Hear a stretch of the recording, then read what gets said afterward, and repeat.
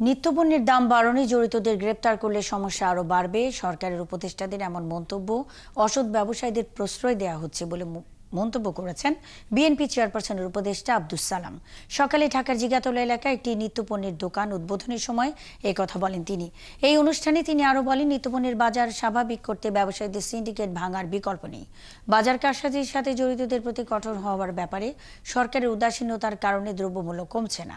আওয়ামী লীগ যখনই ক্ষমতায় এসেছে তখনই সিন্ডিকেট করে সব ধরনের ব্যবসায় কারসাজি করে মানুষের স্বাভাবিক জীবন ব্যাহত করেছে।